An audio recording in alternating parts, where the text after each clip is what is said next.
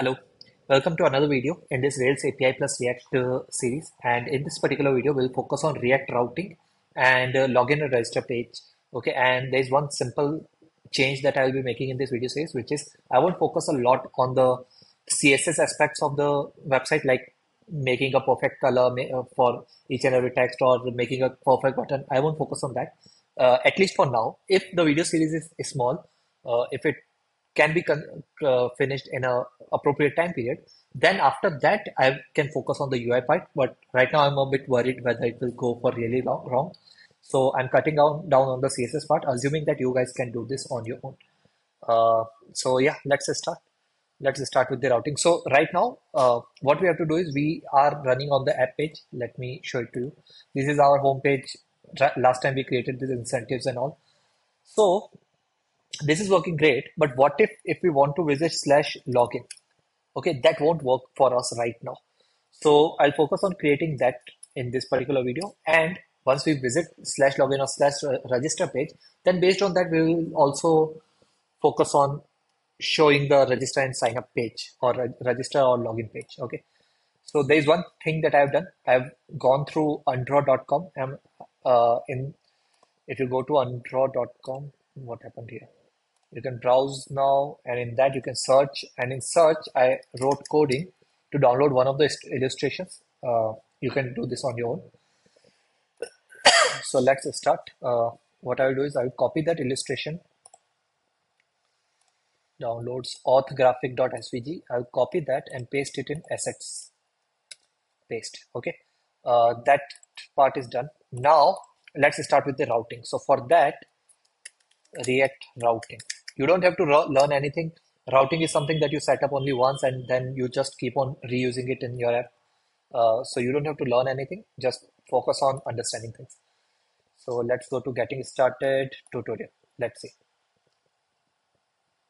Okay, they have mentioned that we will have to add this first. So let's add React router DOM. Okay, let me go through the steps first.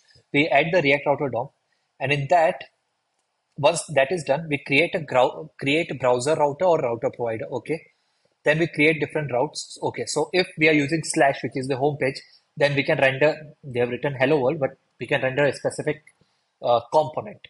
And if the path is slash login, we can register show a different component. So that's how we can control the router. Okay, uh, got it. So let's start. I think that should be fine. So let's use npm to install React router DOM. This is my backend server. I won't be needing that in this video. So let's stop this. In front end, let's install npm install React router DOM. Great. Let's rerun this npm run dev. Okay. Now let's go to our code. In that, I'll go to front end source. Inside source, I'll go to main.jsx. Okay. Let me check in which file they are doing it. You can do it in any file actually. But yeah, I'm on correct path because eventually we have to use router provider in our React DOM, and we are using React DOM in our main.jsx, and that's how I'm deciding I have to use main.jsx. Okay. I'll directly copy this. You don't have to, you can type it. It will be a good practice for you, at least in terms of understanding things. But yeah. So this is the router that we are creating. Instead of this, on home page, we want to show app, right? So let's do that first.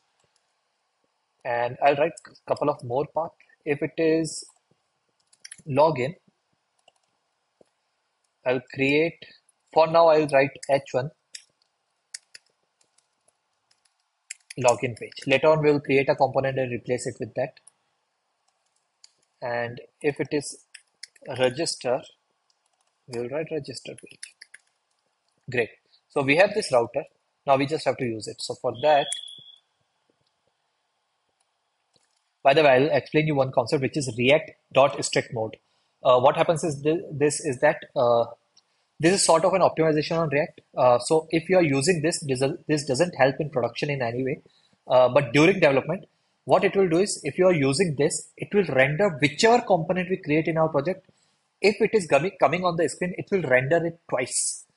So rendering it twice makes sure that if the output is same in each and every case, your components have been created in a really correct way. Okay, if you are creating any component for any specific input, it should always give exactly same output in each and every case if the input is same.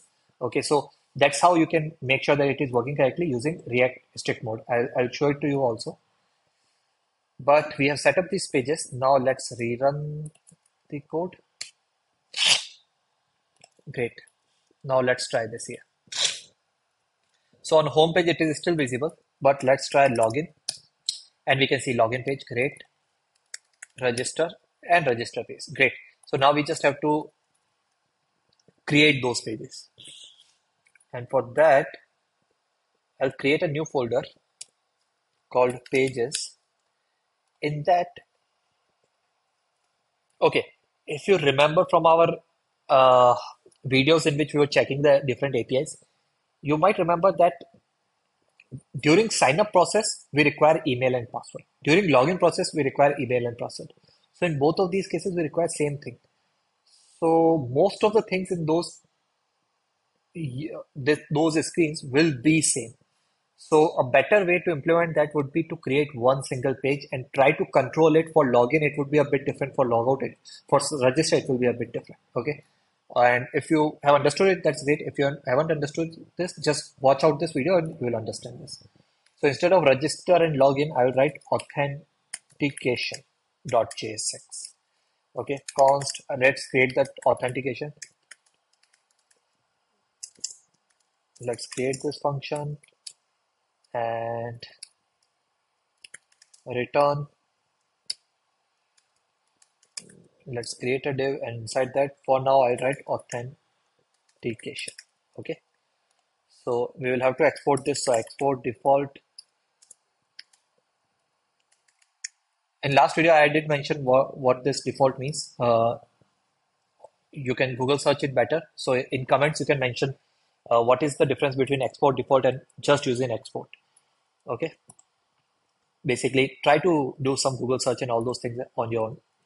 Don't take everything spoon fed. So let's use this here.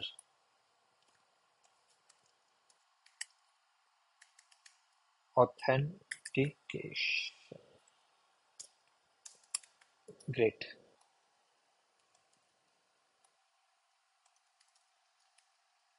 Now it is working correctly. Now there is one thing that I will do.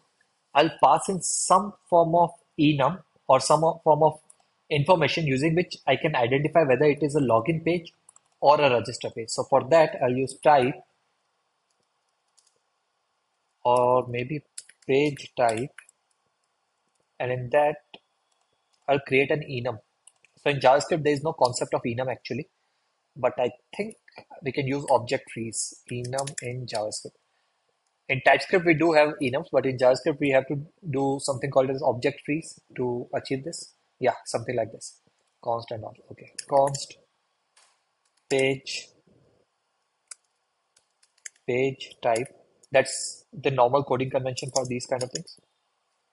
Object.freeze, and in that we can mention login, which can be anything. I'm just posting it as a number, but it can be a string or anything you want.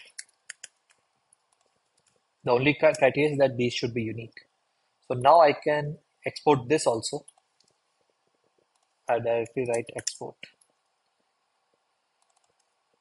And let's use it here. Page type. So now I can use page type dot login. And for register, I'll use this. Great. Register and login. And now if I'm passing this as a property, I'll have to catch this here. So we can catch the properties using this. We are directly spreading them basically. And I'll also mention a default value. What if we are not passing it? So we can do two type of things. We can use prop types to make sure that if someone is using authentication, it will require them to pass page type. We can make this mandatory, but right now I won't do that. I'll make it a bit alternate. I'll write a different code, which is I'll write the default value. And the default value for me will be page type dot login, because register is something that user goes only once. Login page is something which user goes at least 10 times, we can say, in year or so if they are using it regularly. I'm just giving you a random number, but register is something that happens only once. So yeah. So based on this, we can do something here. Basically, page type equals to page type dot login. If this is the case, we'll write login, or else let me write it in this way. It's not the best way to understand this, but let's do this. Register. So right now we can see register because we are on register page, and if we go to login, we are on login page. So now we can easily control whether we want to show, whether we want to show, do the API call for login, or if you want to do the API call for in register, whatever it is. Okay. So let's not focus a lot on these things. Let's get rid of this. What I'll do is I'll go to components, go to features. In features, did we mention anything? Yes, we did. So I'll just copy this entire thing. Maybe I'll copy this entire thing actually and paste it here. We don't have features, so let's get rid of it. And instead of this, I'll use this.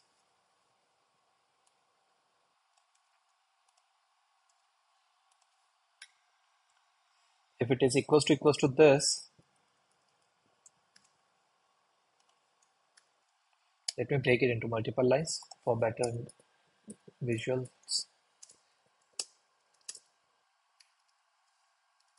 If it is equals to login, then write login. If it is not equals to login, that it means it will be equal to register, and that's why write register.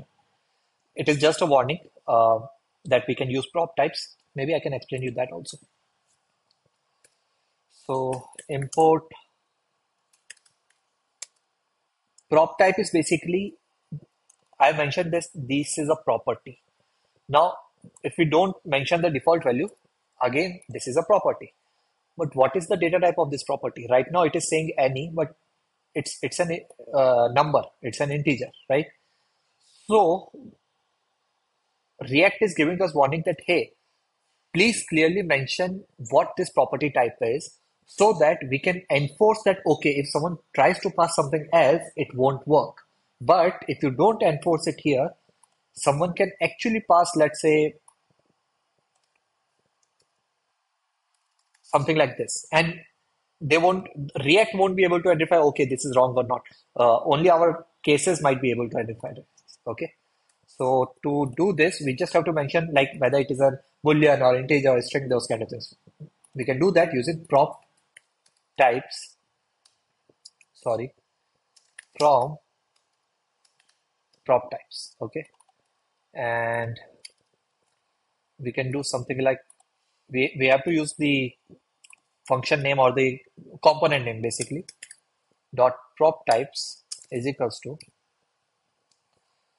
we are passing page type, right? So page type will be property types, which is prop types dot, it will be a number, because eventually this is a number, right? That's why. And it is required. So now we don't even need to mention the default value. Sorry, not page type actually. Sorry, page type, page type. Why is it not working?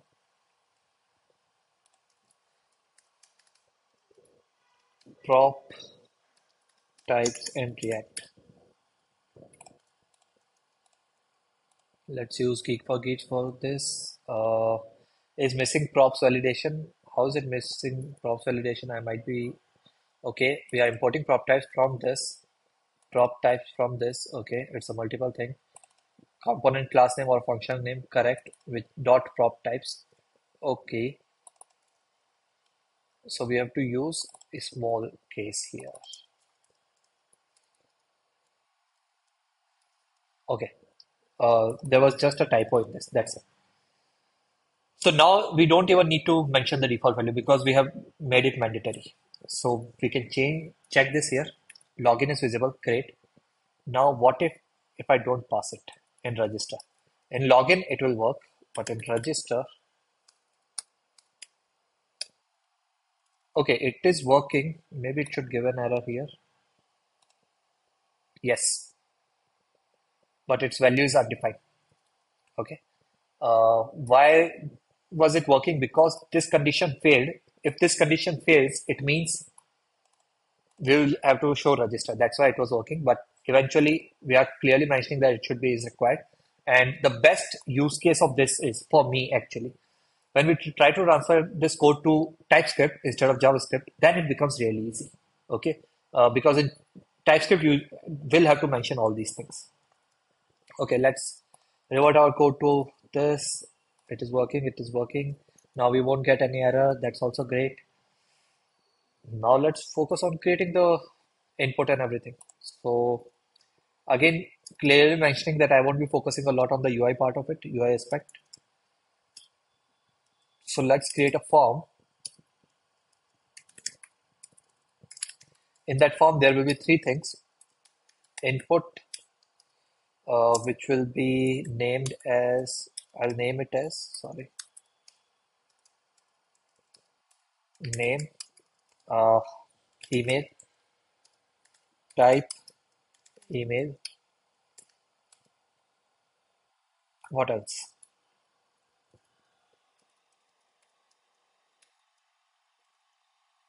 Name, type, placeholder, enter email. Yes, we have something like this. Okay, let's add some CSS classes just for the for making it visually good. py2 border gray 600. Okay, great. Rounded px3, great. And finally, let's say mt4 or maybe mt10 for the first one. Great.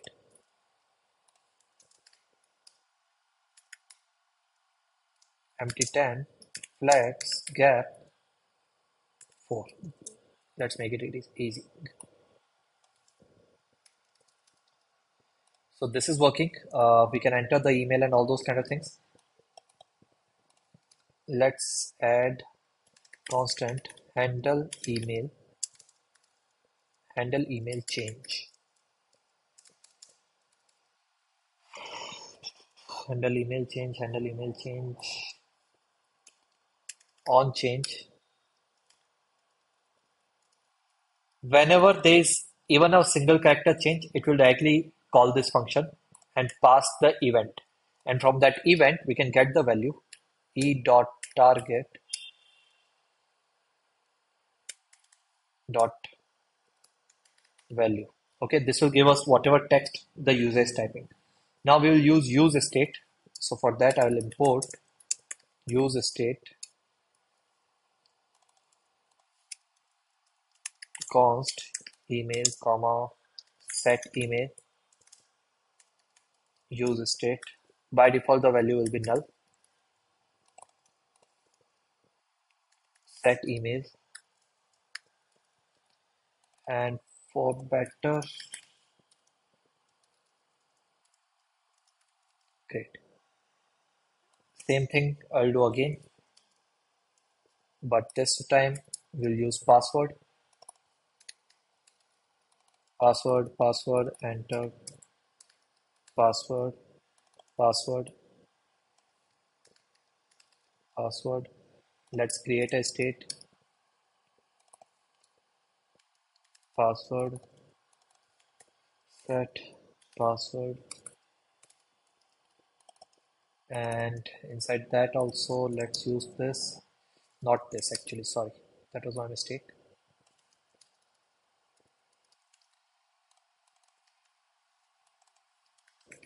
Set password, handle password change, Why is it not working? What's the issue? Object null.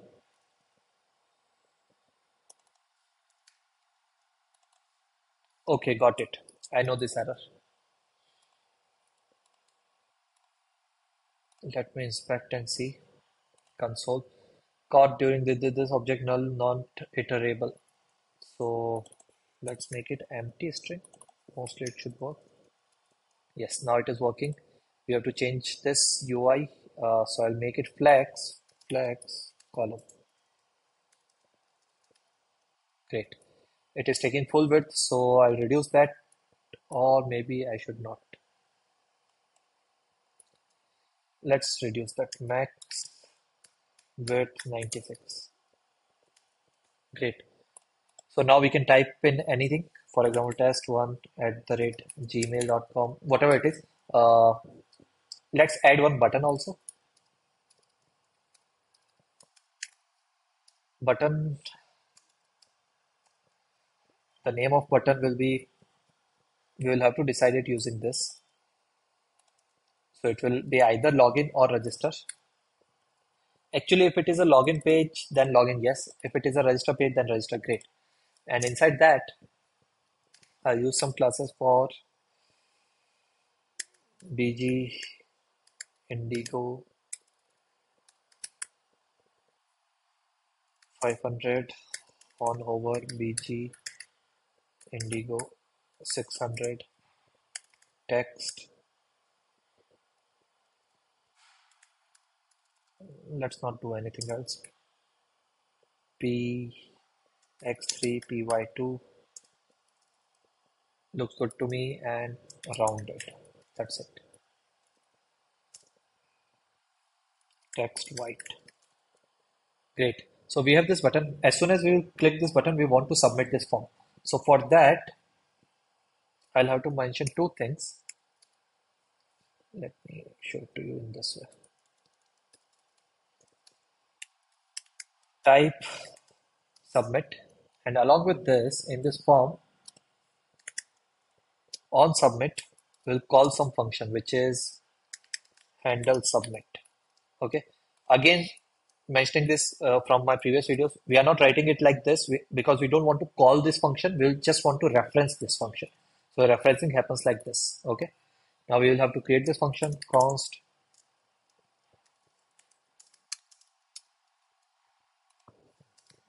Great. Now as soon as we reach here, we will console.log whatever email that we have and whatever password that we have. There is one mistake here. It should not be an array. Great. So let's refresh, inspect, console, test1 at gmail.com, 12356, register.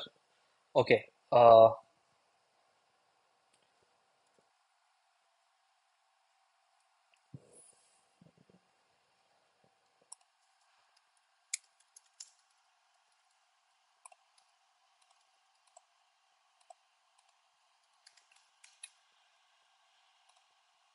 Why is it refreshing?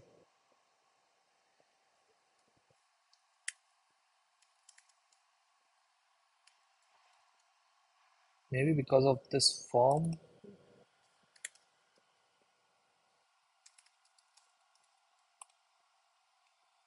Yes. On submit is correct. No worries. Let's try to finish the code and later on I'll search, because sometimes what happens is that we are trying to check things on incorrect thing. So now what I want to do is, there are a couple of things. Before making any API call, first thing that I want to do in this, let me check how much time do we have. Okay, we have crossed 24 minutes. So what I want to do is, I want to make sure that email has been entered correctly and password has been entered correctly. Or, yeah. So for that, we'll create a new utility class. So for that, I'll create a new function folder called utilities. Inside that, I'll create a new file called validations.js. Export const validate email inside which we'll catch the email and we'll validate it. Actually, we don't need this. Or maybe, okay, let's use this anyways. Validate password.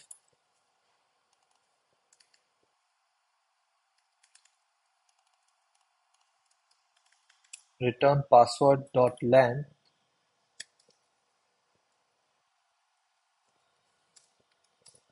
greater than 6. So if the length is greater than 6, then it means that the password is valid. Otherwise, it will automatically give false. So password and end this. If it is null, it will automatically give false. And if the password is available but the length is greater than 6, then in that case it will give true, otherwise false. So yeah, we have written this correct. Email validation in JS. We will have to write some form of regex here.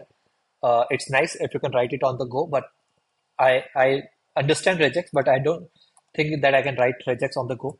So to make it easy, I'll just copy it from somewhere. Hopefully this will work. We'll keep on testing, and if it fails, at that point we'll check. Right now, I'll just trust that these many words are correct and they have mentioned it like this. So I'll just trust this. Validate email. Great. So now we can import those things. Import validate email, validate password from dot slash utilities slash validations. Yes, it is working correctly. So now let's use this.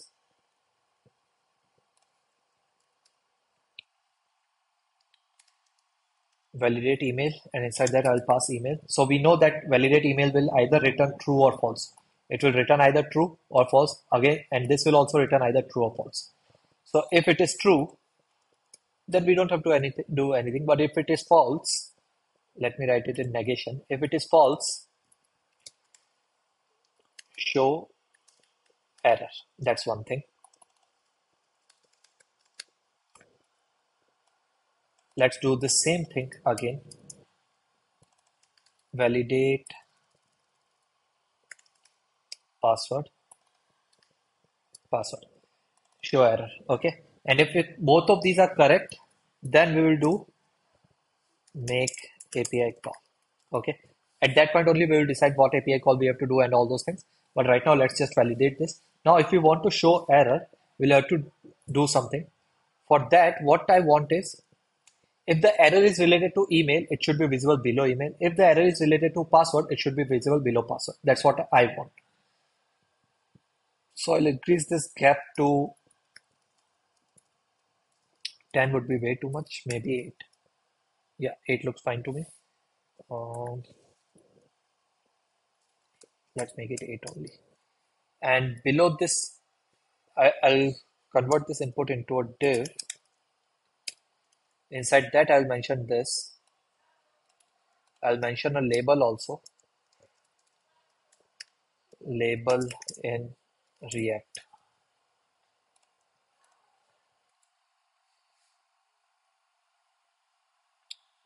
Let's use this. Okay. How are they using this like this? They are mentioning the input inside this. I don't want to do it like this. Nope. Okay, let's not worry about this. Let's not focus on the label part of it. P tag, inside that invalid email. Class name, we'll use text small. Text should be medium. And along with that, text color should be red. Yeah, it should be red 500. So let's see how it looks. It looks like this, invalid email. Sounds good. Let me add empty one. So overall, it looks good. Now we just have to control it correctly, meaning that if there is an error, then only show this, otherwise don't, right? So for that, I'll create another state. Now, try to understand this particular state if you are new to use state and all those things.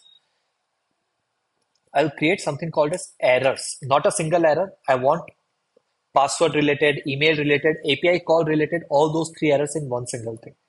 So set errors and we'll define our initial value, const initial errors state. It will be an object in which I'll mention email, initial state is empty, password, but initial error is empty, and finally, what else? Email, password, and API. So when we make the API call to the internet, what if the password is incorrect? Password length is correct, but password and email combination is not matching. In that case, we'll show that your email or password, either one of these is incorrect, right? At that point, we'll use this. And I'll use this initial state here. Now let's focus on updating this. So for that, initial error state,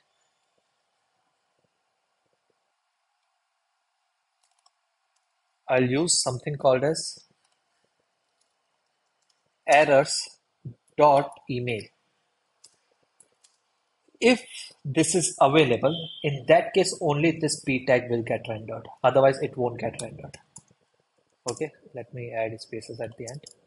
Same thing I'll do for this second one also, but we need this div and all those things. So I'll just copy this, paste it, cut this, and paste this. Okay, but instead of email, we need password. And instead of this, we'll need errors dot password,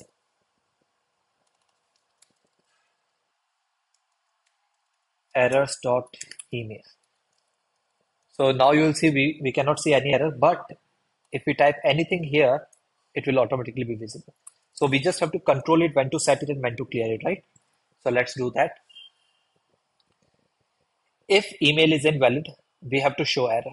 So let's start showing that error. And for that, set errors. Now there is one problem in use state. The problem is you cannot just update email, which is inside this object. You cannot just update the email inside this object. You will have to update the entire object inside this use state. So in use state, you cannot update some partial value and keep the other value. You will have to update it in full. In full. Basically, all the properties will need to be reset. So to do that, what we'll do is we'll get the previous errors because we don't know what all errors we have already shown. Uh, Let me check. Updater dot errors. I'm spreading the previous errors. So all the previous errors, which are basically these three, it's equivalent to this actually. Okay. But if I write email again and write, let's say, invalid email, why is it not working?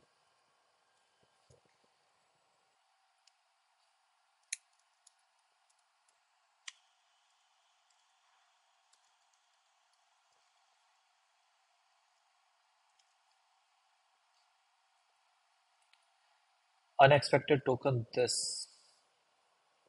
Why is this unexpected? I might have made some mistake. So I won't fight this. Let's make it simple. Let's go to ChatGPT.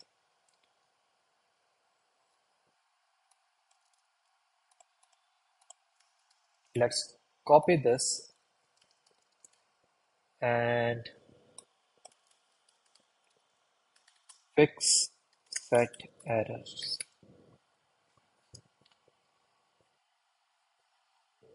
We are spreading it correctly. Okay, I missed the object part. So you can see that this was a silly error. So the concept wise we were correct, but obviously with practice we should fix all these things. We should not be going into these kind of things. But still, I try to use ChatGPT to get rid of these errors quickly. And let's do same, but in this time we will use password. In well password, we are validating password length. That means the password length should be at least 6 characters. So we can write password should be at least 6 characters long. Now let's try this. Refresh. I'll write it short. It got refreshed, but we can see the error was visible in red. Why is it getting refreshed? That part I'm unable to understand, mostly because we are using it like this. So,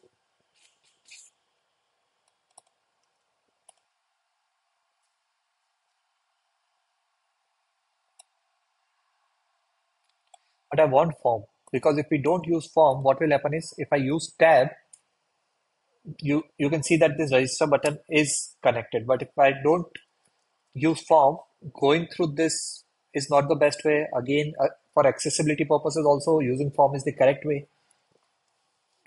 We'll see later on. Let's not focus again on that part. And what else can I do? Because I think we are ready for the API call part now, which I want to do in next video. Anything else should I focus on? Register, login we have done. Instead of register, let's do login. And this is also good. Login is working. Ho, ho.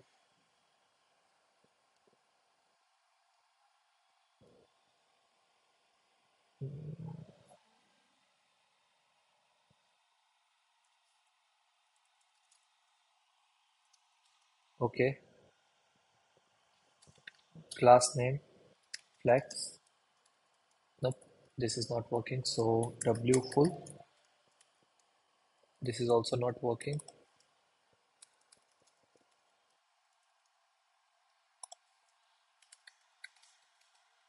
Great. Now it is working correctly. So let's get rid of it from here. And let's write it here also. W full. I should write it here so that it's not between borders. Properties of border actually. Great. It looks fine to me. Maybe I can add a link here. So for that, in React, we don't use a tag, which we would have used in HTML, CSS, JavaScript. In this, the better way of using it is link. You can still use a tag, but from our earlier code, we have used React Router DOM, right? In React Router DOM, there is a property called link, which helps us managing the routes a bit better way. So let's use import link from React Router DOM. Okay, and we'll use this link instead of a tag. Where will I use it? I will use it along with this. So for that, I'll make, or maybe here already. Uh, if it is a login page, then create your account, or maybe what should I use? Not a user, and inside that we can use something called as link.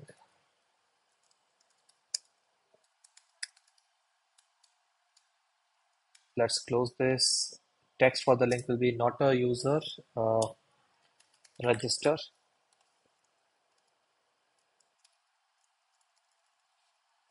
Now in this register, in this link, we have to mention in what page do we want to go. In a tag, a anchor tag, we used to use href. It's almost similar to that. I'll use register. Okay. And do we need? I won't use CSS for now. Okay, I will have to use CSS, at least the underline part. Great, it is working. And margin start 1. Great, it looks good. Class name, margin top 4. Not a user register. If we click on it, you can see register is here. But we have to do something else also. we have to do condition like this.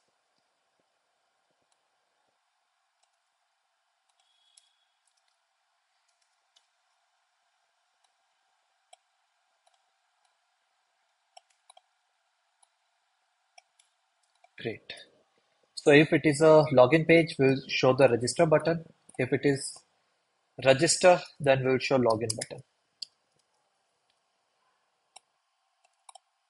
which should be login, and page should be login. Great. Let's see. But not a user, instead of user, already a user.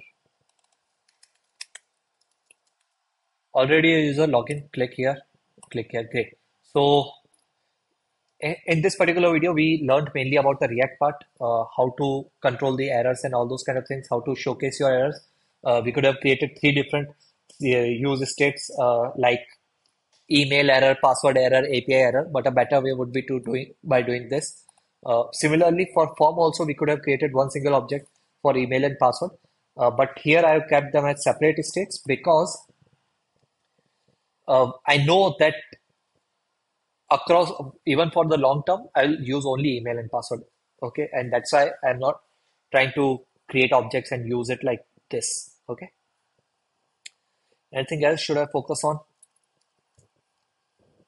Okay, so I think eventually we'll just have to make the API call, which I'll do in next video. That's it for this video. Let me, where is this? Yes, we have crossed too much time. So that's it for this video.